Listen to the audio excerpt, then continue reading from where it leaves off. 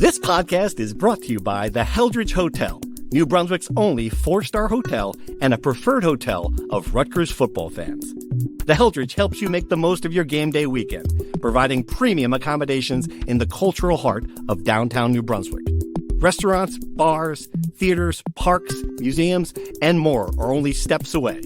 Whether you're traveling alone or with a large group, book your stay at the Heldridge and make the most of your game day weekend.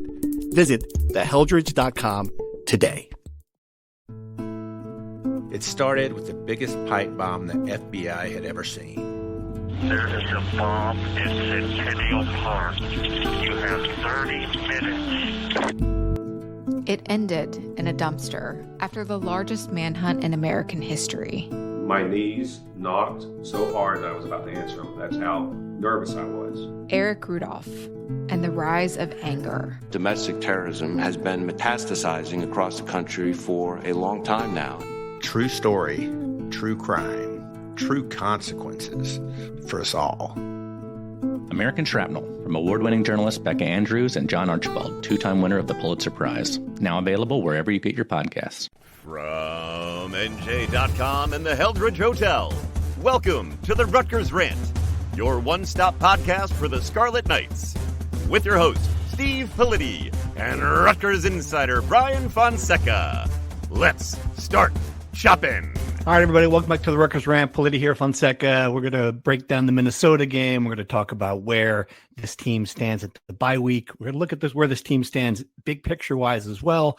But first, Brian, we were dealt some devastating news at NJ Advanced Media that we need to talk about, that we want to talk about. Todderick Hunt, a longtime colleague, good friend, a Rutgers reporter, a great Rutgers reporter, covered recruiting for years, covered more than that for our company after that, passed away over the weekend, 44 years old. We're shocked. That's why I can put it. We saw him a month ago. He was in great spirits. Saw his wife, Kiana. They were having a great night out with us with the night that Kevin Manahan, our sports editor, had retired during his party. And just for have this news come, one of those things that when I heard about it, the first rumor about it, no, that's not. It's not true. It can't be true. I just didn't believe it. And I'm sure you felt the same way. Yeah, it was surreal. And it's hard to believe now. It's hard to take. I didn't realize how young he was. I knew he was older than me, obviously, but to hear he's 44 and his kid, his oldest son, just graduated from Georgetown and just entering the prime of his life. It's really beat me up. And Todrick was a great guy. I think everyone that listens to the rant knows that one of our most popular episodes since I've been on the beat was when he got on and joined us to talk about the great recruiting class Rutgers had, and people really appreciated the way he talked about these recruits and broke things down. He was always a resource for me.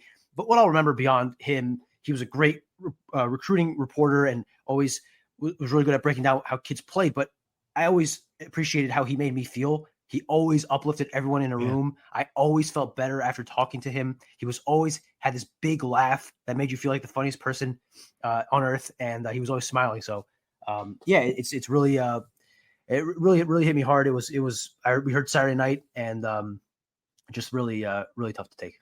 Yeah, the thing that I remember with Todrick was we were on the same company, same team, working together, but from different directions of it, right? And there were times when, we're not going at, the team's doing poorly. We're writing critical stories. There's controversies. There's arrests. There's stuff, So I think back to the Kyle Flood final year where it was just getting ugly. And he had to be on the other side of it where he's trying to get information. He's talking to the people inside the program. And we would have some conversations where I would call him up and it would be like, man, you have got them pissed off in there. And he would just let out this, this big laugh that would be like, oh, I can only imagine what Todrick was hearing from people, the foot soldiers inside the program during all this. But he never let it, I knew we were making his job harder, but he never had held any resentment about it. He never got upset about it. He just understood it was part of it. He laughed it off. And that was part of what made him a great colleague. He'd always roll with the punches when things were going on. He was a guy you could call when there was a controversy, where there was, you needed to hear what people were saying on the ground and, in recruiting circles. I mean, it's just a resource for us. A lot of respect for him around the New Jersey high school football community. Mm-hmm. I think that was clear over the 10 years that I've known him, and it's clear in the wake of his death how much people respected him and were sad to see him go.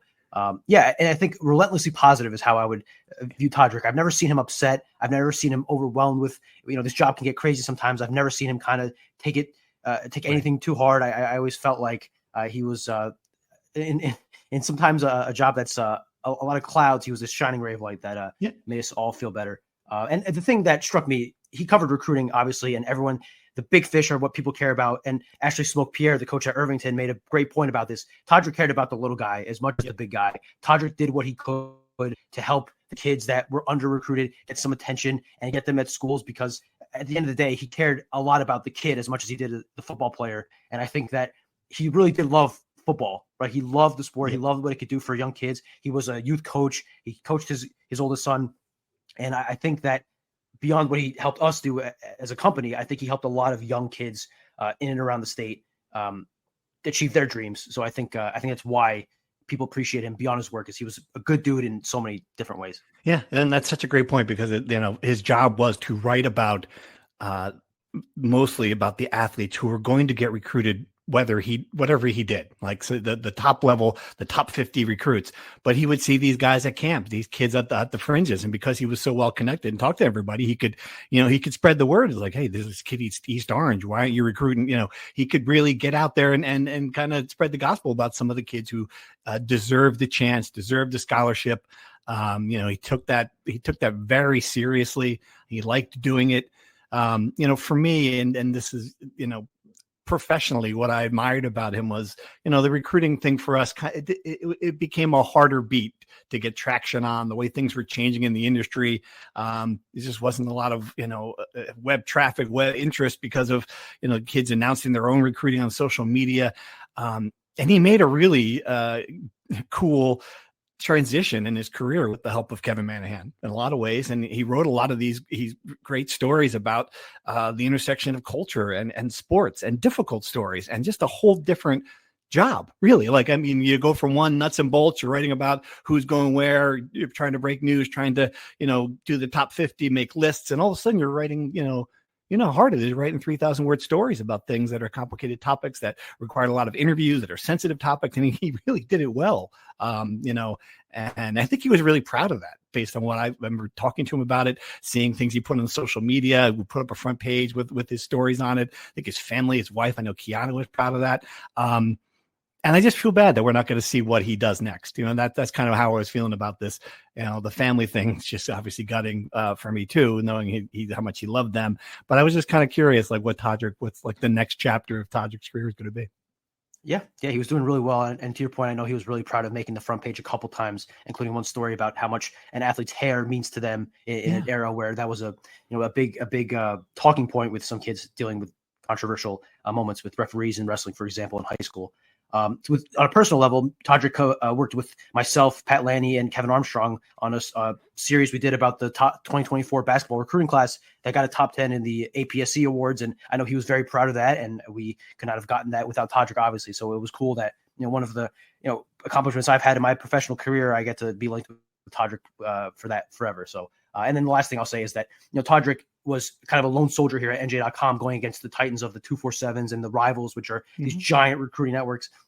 And I just remember it's sticking out to me how much people respected his top 50 that he would do every year of high school recruits. And, people look at the industry standards of 247 rivals, but for him to have weight with what he does as he's one guy, I think that says a lot about how much respect he had around the state, from the players, from the coaches, from the administrators, and from the fans. And I think that the reaction from people who read us, fans that watch us, is also really telling that it was devastating, not just for us who know him on a personal level, but people who have known him, just parasocially. I think he made a big impact, and he will certainly be missed. Yeah, from young people up to Greg Schiano, who had a really nice statement about him. you could tell he made an impact throughout the football community. So he will be very much missed. And I appreciate everyone else who had written us and texted us to offer condolences and to say nice things about him. Every one of those comments meant a lot. So we appreciate that. All right. Football goes on. Let's dive in. We're dealing with a 31-28 loss to Minnesota. We kind of broke that down, the loss itself post game in our little live show. You guys watched it or not?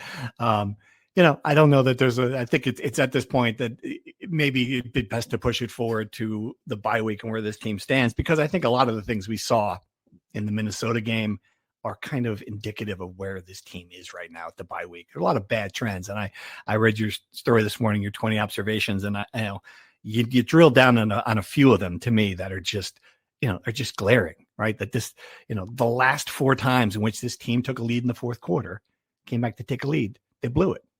I think that is like there you go. Like if you're looking at a shining siren as to what's going on here, I mean, that's pretty much it. That's an indictment of what this team is. You have a lead in the fourth quarter. You have a chance to win big wins, bowl wins, road wins, home win against Iowa. These games were right there. Can't close them out. Yeah. We could talk about how we get to the fourth quarter, but once you're in the fourth quarter and you take the lead, this is much more applicable in the NFL, which is always a 1-score game in the fourth quarter. But when you're in position to win a game, and it comes down to these key plays, these key drives, they haven't been able to make them. And I think offensively, that was clear in the first 2 games where they've had chances to drive down the field after their defense kind of gave up the lead to take it back. Against Iowa, Ethan is hit as he throws an interception that dooms them to lose.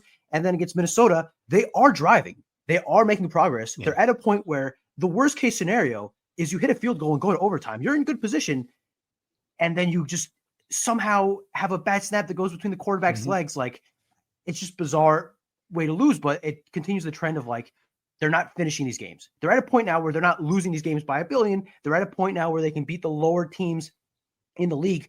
But when it comes to these middle tier games, these breakthrough games, they have their chances. They're right there, and then they just cannot pull through in the end. Right. Yeah. And for people who say, well, it's one play, one really close. I push back against that a little bit because there's other things going on here. Like you're seeing, the offense sputters in the second half of games. We think put the number something 73 points in the first half against Ohio, against Iowa, and Minnesota second half 17. Right, the numbers that are you're looking at. Calic Man is putting the ball at risk in the Minnesota games, a bad trend. Things that. Special teams continuing to stink out loud. Like we went on the show, we're like, well, that's not going to happen again against Minnesota. Well, guess what? It happened again. And it's a large reason why you lost. You had a chip shot field goal blocked. It could be a tie game. It could be a completely different game. There's so many things like that that are holding this team back. And again, this is against competition it's even level. I would make the argument, and I know what Vegas said. I understand it, that Rutgers was technically an underdog in both those games. I watched both games, and I feel pretty good in saying it was even or edge talent wise to Rutgers. I don't know if you disagree with that or not. That's kind of how I felt. Certainly at the top level playmakers, you can't tell me it wasn't.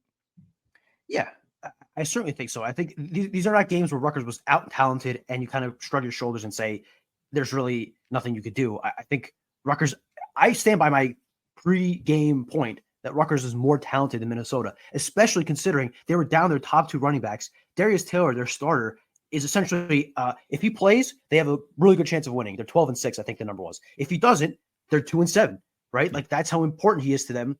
And they didn't run the ball at all. They had 36 rushing yards, but that doesn't matter because the returning issues on the defense where they don't get pressure.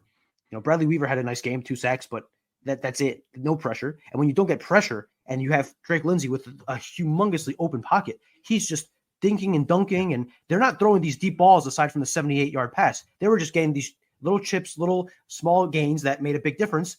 And Rutgers can't stop them because there's no pressure on the quarterback and the secondary can't cover. It feels like every game, a different member of the secondary has a really bad game. This time was Jacoby Henderson, but none of them play particularly well. And that leaves you vulnerable when you just can't get off the field because you can't you can't stop anything in the pass game. Right. Yeah. And it's the same pattern with this team, especially now. We learned early on that they were not going to get pressure with a 4-man front. And when you're a defensive coordinator, you have no one to get the quarterback in that situation. It means you're going to have to mix up. You're going to have to do things. So you see them rushing linebackers. You see them putting 6 guys in, trying to pressure it that way. They're not getting to the quarterback then in a lot of these situations. And then you're dead. That's it. Like there's no genius defensive coordinator here that could come in and figure that out. And I get it. Like, I think that it's clear that there are some coaching deficiencies here on defense. Something is not quite right. It's not adding up. The coverage breakdowns, the things you mentioned on the last show where these safeties are yelling at each other. There's something not quite right there. I completely get that.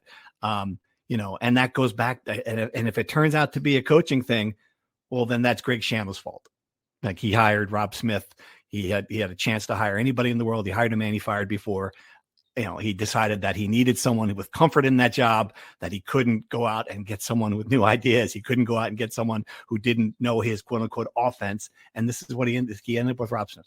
So if that's the case, if it's coaching, it's on him. I'm making the case though, that it's more of a Jimmy and Joe's situation on that defense.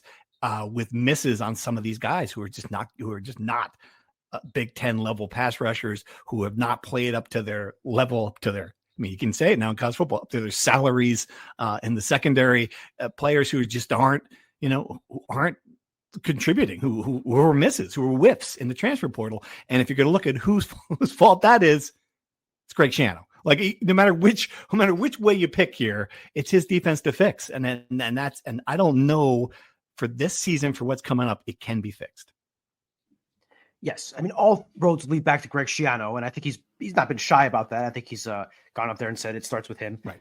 But to your point on coaching, they did try to switch some things up. They did go from man to zone at some point. They did, to your point, start blitzing more, although one could argue that didn't disguise it particularly well, given Jabomi was at the line of scrimmage within 2 seconds of the play clock starting.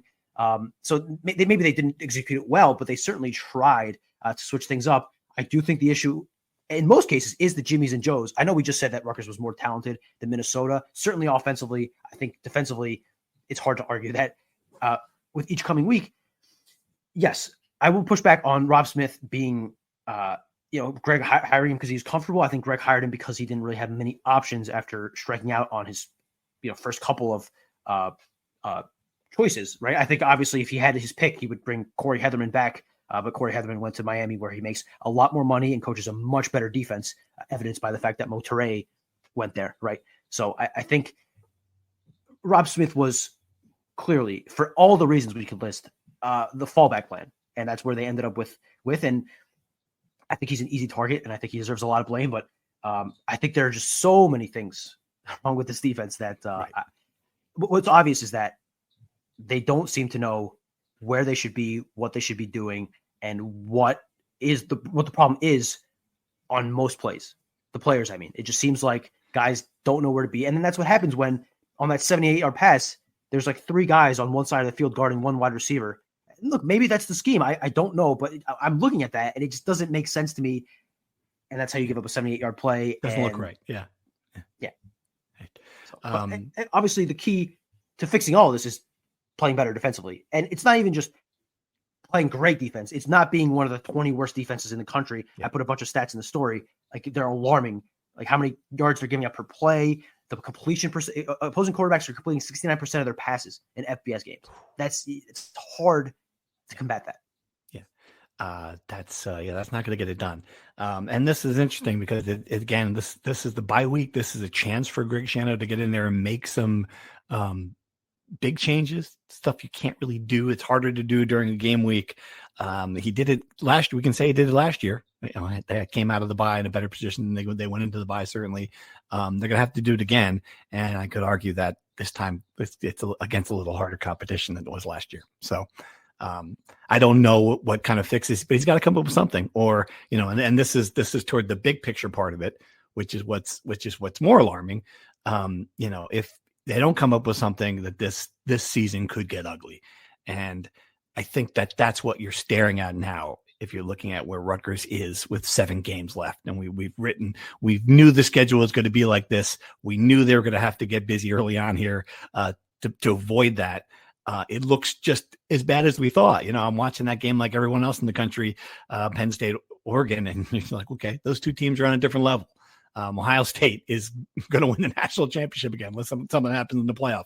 They're a juggernaut. And then, by the way, Washington hung with them for a little bit, couldn't score against them, but certainly looked like didn't get blown off the field.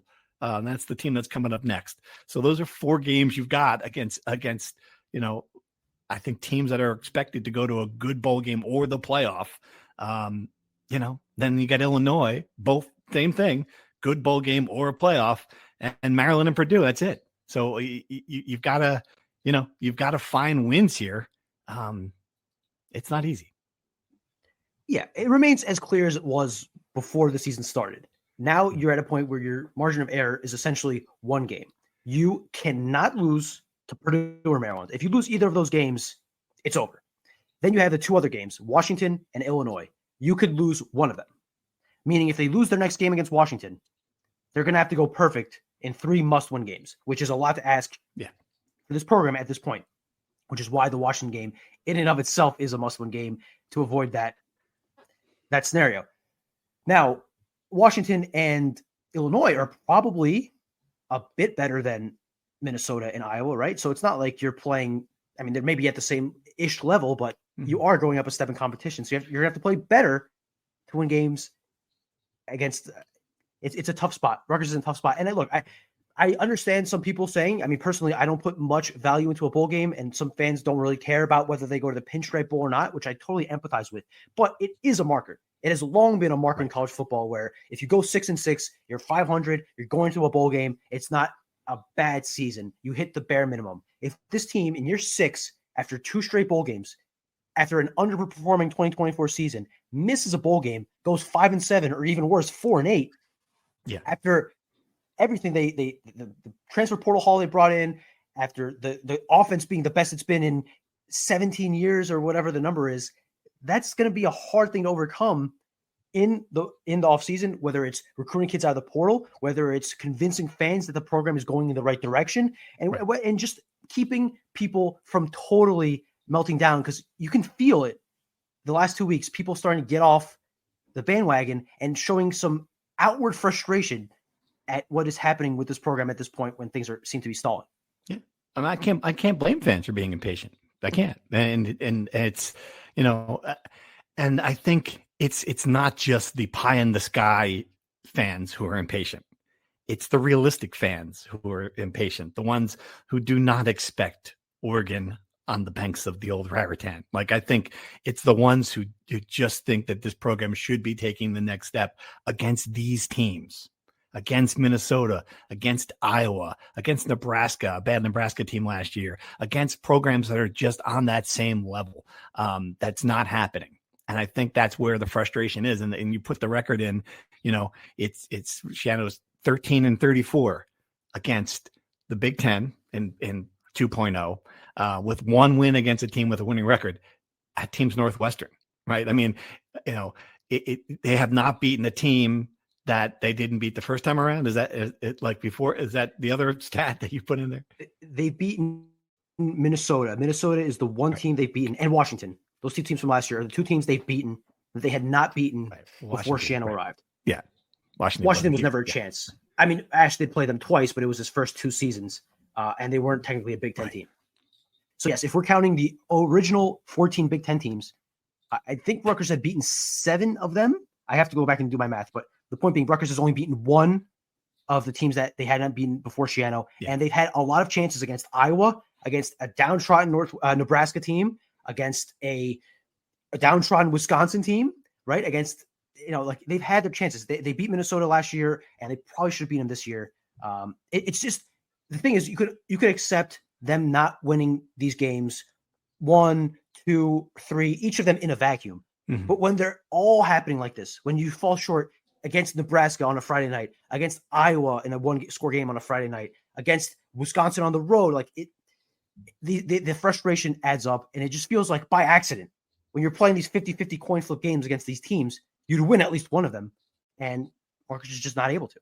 It's a glass ceiling. They're not able to break through. I will say there are two ways. There's still two ways that this season can be salvaged. The first way we described already, you win, you find a way to get bowl eligible. You get there. You beat these teams that you're supposed to beat or you can beat on the same level. You get the 6-6, and I think at least then you are at the same level. You didn't go the wrong direction. Right? At least you're at the same level. That's one way. The other way is to somehow throw a haymaker against one of these teams.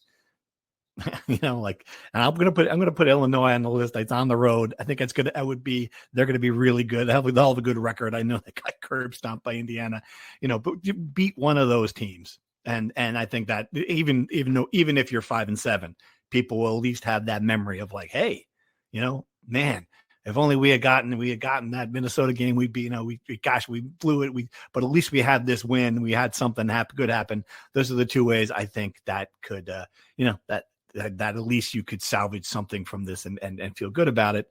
And we'll see. Greg Schiano was pretty defiant about, we'll be back. This team's got more in it. I think he can at least, he hasn't certainly not lost the team. He can sell them on the fact that they were better. Like they ran for 100 and something yards against Minnesota. It was 160 yards against Minnesota, that they pushed them around, that they had a bunch that they should have won these two games. And I think that is one way, he can keep them engaged and show them that and say, look, we are better than our record.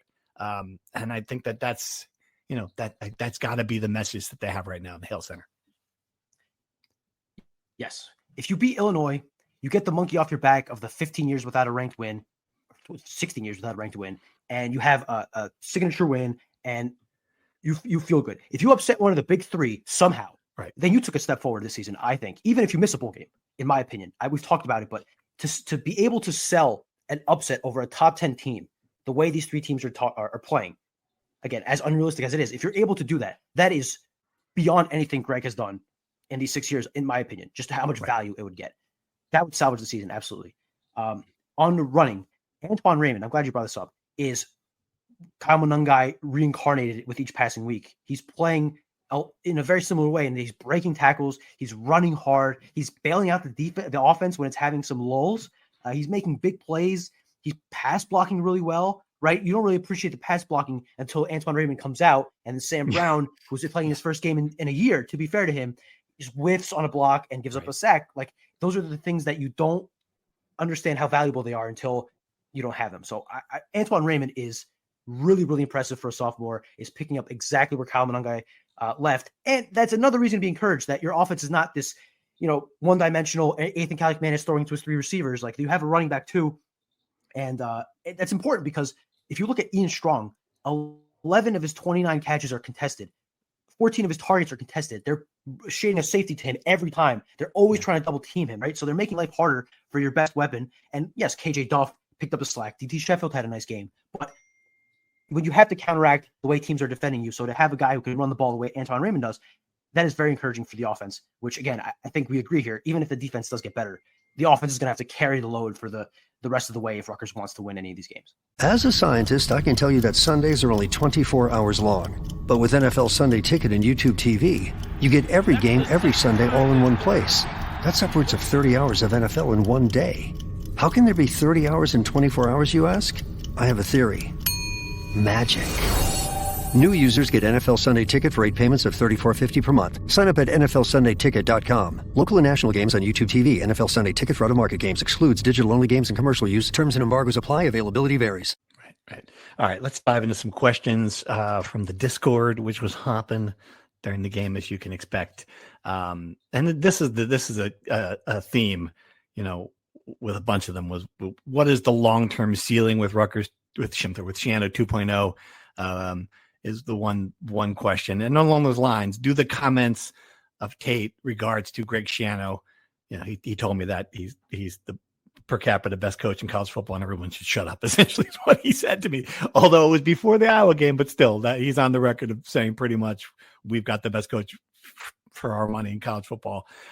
So clearly that he was strong about that. Do the comments of Tate plus his contract lock Rutgers into him pretty much indefinitely? I can't envision a scenario where he's gone in the next 2-3 years, barring an unforeseen external event. I can foresee a scenario, but it's going to be him walking away. And I don't think that's going to happen. But I think, the comment to me that's more important to than Tate's comment about per capita is him when he said to me, I will decide when this is over.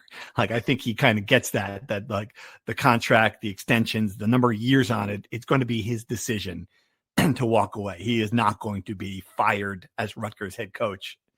It is unimaginable to me that that's what's going to happen. And I don't know how long he wants to coach. I don't know. There have been times when I thought that this was wearing him down.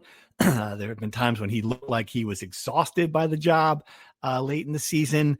I think, the fact that he was, going to meetings to raise money on Thursday nights of game weeks, it was not something he foresee doing. I think that got tired. But now you would think, because he does have two people who are doing that part of it, and the president and Kelly Zinn, the new athletic director, I do wonder, I do believe that, perhaps that would give him some juice to know that, all right, like if I'm him, certainly I am thinking, let's see what happens here with Kelly Zinn. Let's see if she can do what Pat Hobbs couldn't do, didn't try to do, what he couldn't, what Shannon couldn't do in his part-time, I think that's going to be part of his calculations going forward.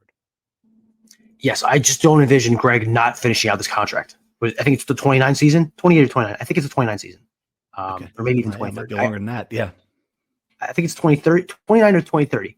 Okay. I don't see him not finishing out the contract. Certainly, he's not going to get fired, right? He's just not going to get fired. And I just don't see him walking away, because I think he wants to finish what he started here at Rutgers and deliver another unforgettable season, right? I think that's his ultimate goal, and to put Rutgers at a point where it has sustained success. Right. What is the ceiling under Schiano? My counter question to that is he working with the same level of investment NIL wise that he had with this roster, roughly in the same ballpark in comparison to his peers for the rest of his tenure? Or are we expecting the money that he has to increase? Because I think the answer is very different depending on what the answer is to that question. Yeah. I mean, I think that's a good point, but I do want to say, like, he's not operating with zero money, right? There is some money in the kitty. Two things. There's some money in the kitty, and also, the rev share kicked into effect. Like, he's got that money. So let's before we just say, oh, he's operating, they went out and they did get players in the market. I think they have some NIL. We don't know. We don't have the numbers in front of us. We're told, we know it's in the bottom part of the top of the Big Ten. It's not going to be Ohio State. So what you want to slot it in the middle? Do you want to slot it in like mid-range NIL area? And you go off that. Mid-range is big, right? Like, it could be the upper middle range, it could be lower middle range, Yeah. Here's what I would say. And money doesn't excuse everything, but Indiana did not become an absolute juggernaut because Curt Cignetti is the reincarnation of Nick Saban. He's a good coach. Indiana has a lot of donors with a lot of money who put a lot of it down when he got hired, and they got a lot better players. I don't know if Greg would be 16-2 if he was the head coach of Indiana in the same exact situation over the last 2 years. I can't know that. I feel pretty confident that if the Indiana roster and Indiana schedule were what he had at Rutgers over the last 2 years, that he would be better than their 4-7 in their last 11 Big Ten games. I think they would have a better record than that if he had access to that. So I think there is a certain ceiling you're hitting with what you're working with. I think there's a reason Tate made a point to say he's the best coach per capita. So that to me is the answer. Now, let's just assume, because it's be irresponsible for us to assume Rutgers is suddenly going to hit an oil rig and make a bunch of money and suddenly have an Indiana moment. That's unrealistic. So let's assume that they're roughly in the same range over the next 4 years. What's the ceiling? I think at the next 4 years, 3 years of a 6-6, 7-5 range, and then 1 year where everything kind of aligns and they win 8 or 9 games, right? I think that's the realistic, and I don't think people will like that. Right. I think we're reliving Groundhog Day of Greg 1.0, right? Where he's brought it to a certain level. He's having a hard time bringing it to the next level, and people are frustrated about reliving similar, games and similar seasons. Yeah, absolutely. And I think what's different between 1.0 and 2.0 is people are seeing Indiana. Like fans are seeing how quickly it can turn around for a program like that with the right investment, and they're not putting, two and two together about the investment part of it, And I think that's it. Like there's frustration because it is possible. It's like a very fascinating debate for me, because I will say this: the other thing that's different between Greg 1.0 and 2.0 is that really, other than this part of the NIL, Rutgers is a well-funded football program, right? Like they're paying their coordinators 7 figures. Like they went out and they wanted Kirk Shiraka from Minnesota. Okay, we're going to give him a buttload of money. We're going to extend his contract. They are spending on football to a level that Penn State's spending on football. I know that not on players, on like institutional money, on support staff, on travel, on food, on all of these other things that Rutgers never was in the ballpark with, are now pretty comparable. Of course, the game changed between then and now. And now, the money that they can give to contracts for players, it's a different ballgame. I understand that. Different pot of money. It's a whole nother thing. But it's part of the equation, right? I mean, this is not the days when Greg Schiano got here and there was like one computer in the study hall. These things that happen, like you look back on those days where everything was broken. It's not that case. It is no longer that way, for sure. Before we move on to the subject of money, I do want to be clear, because people might see what we say about Greg and compare it to what we say about the basketball program, which we killed we said NIL can't be the excuse. I will say this, look, NIL does play a factor. It's naive to not think it does. And NIL is not the reason Rutgers didn't beat Iowa and Minnesota, right? Their Sure. NIL investment was enough for them to beat Iowa and Minnesota. What I will say is this: the style that Rutgers plays, the risk-adverse nature of the way they look at the game, makes it so that when you are at a roughly talent equality, it makes it harder to win. If they had the Jimmies and Joes, right, and they played the same exact way, they would just win more games because they are better, right? I think the way they view it doesn't what's the word I'm looking for? Accentuate. It doesn't make them better enough to beat these teams. So that's part of it as well. The money isn't the only reason, but it is a reason. It certainly is, and the biggest, I would say. But yeah, it's fascinating, and I don't know. Yeah, and there's another question that came up, and it's a great one. The president says he's amazed with what Schiano's been able to do with NIL. We know it's low. If the money changes, or if Schiano was at Ohio State and was picked the head coach, is he still struggling to make the championship, to make the playoffs? Being like, is it really only money, or is there something, And I don't know. It's a great point. Like, I think you're looking at, I think Greg Schiano would love to find out, but you're looking at James Franklin. Then that's the other scenario, right? Like, you've got everything, and you're losing to Oregon at home, and with the best atmosphere in the world. Like, you're not beating these top 10 teams. You're not advancing a program to where people think it should be into the preseason. Same thing happens again and again and again. Eventually, you've got to look at that and say, like, right, we got to, it could be the coach. Yeah, I don't know. We don't know. We cannot project. I'm sure, Greg Schiano sitting there with Ohio State's roster. Would they be, in the playoff, one of the national championship? Right.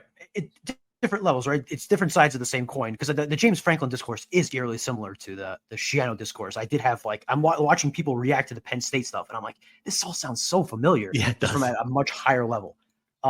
Yeah, we'll never know, obviously, but it is a fun hypothetical. Like, would with a better roster, would Greg? Yeah, like the Ohio State thing is perfect. I think at Ohio State, anyone with any level of football competence could win 10 games. They're just so much better than everyone else, right?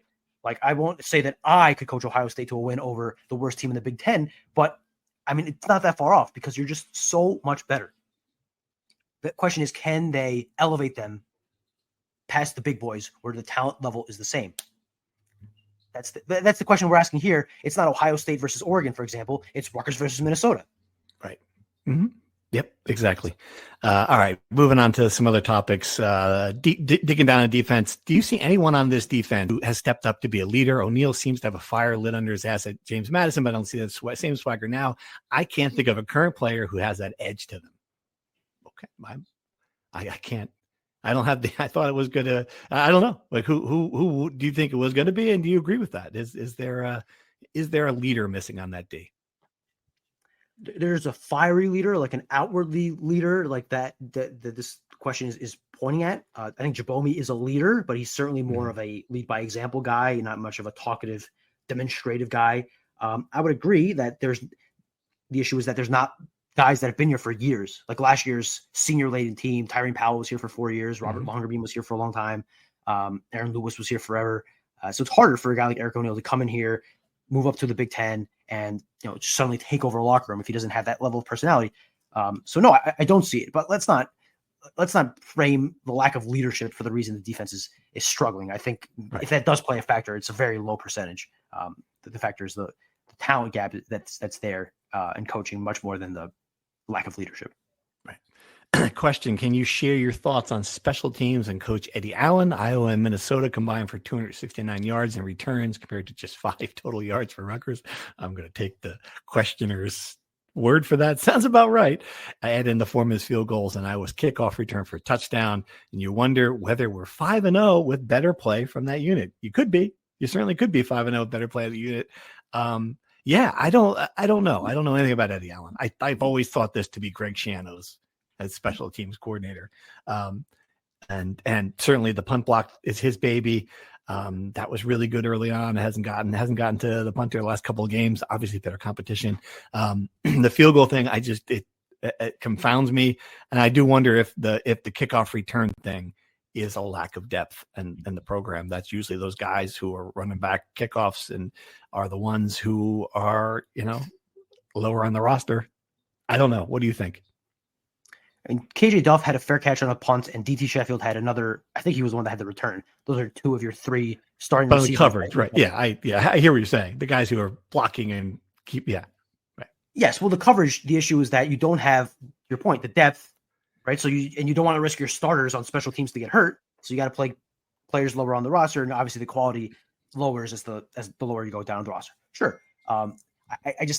I agree with the premise that special teams cost them against Iowa, and special teams kept them from, the 3 points you would have gotten on the field goal in the first drive would have sent you to overtime against Minnesota, right? But they also could have scored a touchdown instead of running the ball 3 straight times, got in the end zone, and it'd be a moot point.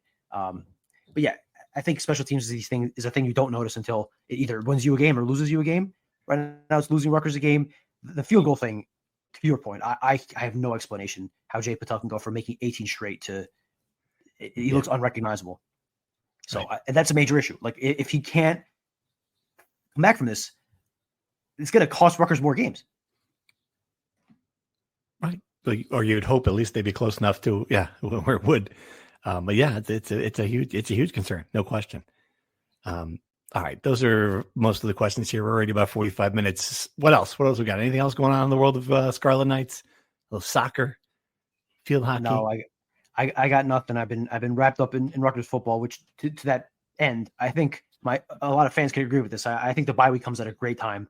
I think the fans are very frustrated watching this team. I think I'm the back and forth nature of covering these games is just, I was a nervous wreck in the fourth quarter, writing my 5 observations when the game that can go either way. I think my nerves can take a week off. So I'm kind of relieved that we'll have an open week this weekend. I don't know about how you feel about it, but I certainly am glad to have a weekend off. Yeah. A weekend's off are nice. I'd like to do that. Sure. Yeah. You only have to work on Sunday when you go out to watch the Giants, although they won. That's exciting. Who could have imagined that happening? Covered a win in the NFL. Woo! Jackson Dart. Thrilling. All right. Huge. All right. Let's wrap it up there. Again, thanks for listening. Once again, Todrick, we salute you, man. We're going to miss you. And we'll be back next week to preview the Washington game. Thanks. And Doug. Here we have the Limu Emu in its natural habitat, helping people customize their car insurance and save hundreds with Liberty Mutual. Fascinating. It's accompanied by his natural ally, Doug. Limu, is that guy with the binoculars watching us? Cut the camera. They see us. Only pay for what you need at libertymutual.com. Liberty, liberty, liberty, liberty. Savings vary. Underwritten by Liberty Mutual Insurance Company and affiliates. Excludes Massachusetts. Your sausage McMuffin with egg didn't change. Your receipt did. The sausage McMuffin with egg extra value meal includes a hash brown and a small coffee for just $5. Only at McDonald's for a limited time. Prices and participation may vary.